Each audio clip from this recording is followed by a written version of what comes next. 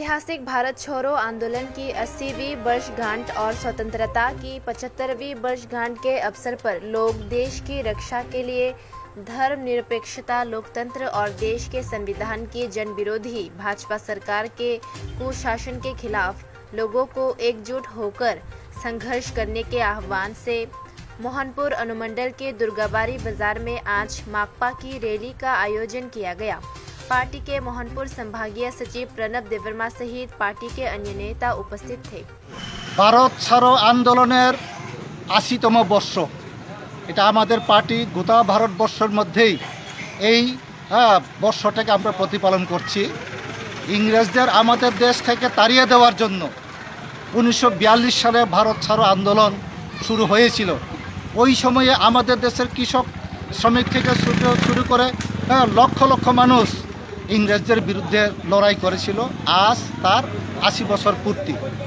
এই সময়টাতে আমরা লক্ষ্য করছি কি আমাদের দেশের মধ্যে মানুষ যে চিন্তাভাবনা নিয়ে ভারত ছাড়ো আন্দোলন করেছিল এটা আজকে প্রতিফলিত হয়নি।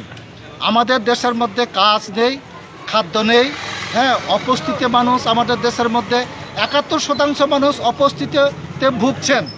আমাদের দেশের মধ্যে ভারতবর্ষে এখানে ৬৫% জনসংখ্যার ৬৫% হচ্ছে ৩৫ বছরের যুবক যুবতী।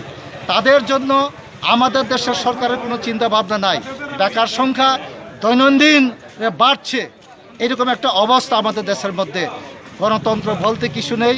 আমাদের দেশের সংবিধান আক্রান্ত, আমাদের দেশের সাংবিধানিক ধর্মনিরপেক্ষতা আক্রান্ত। আমাদের ভারতবর্ষের যে স্বাধীন সার্বভৌম যে চরিত্র এটাকে নষ্ট করে দিচ্ছেন।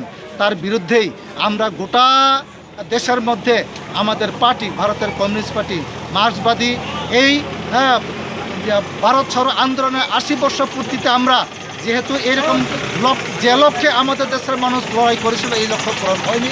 তার জন্য এই বেকারত্বের বিরুদ্ধে আমাদের দেশের মধ্যে অসাম্যের বিরুদ্ধে ধনী দরিদ্রের মধ্যে যে অসাম্য বাড়ছে তার বিরুদ্ধে আমাদের দেশের যে অর্থনীতিটাকে ধ্বংসের দিকে নিয়ে যাচ্ছেন, উদারী অর্থকরণের যে নীতিকে বেপরোয়াভাবে চালু করার ফলে তার বিরুদ্ধেই লড়াই করার জন্য আমরা এই ধরনের প্রোগ্রাম আমরা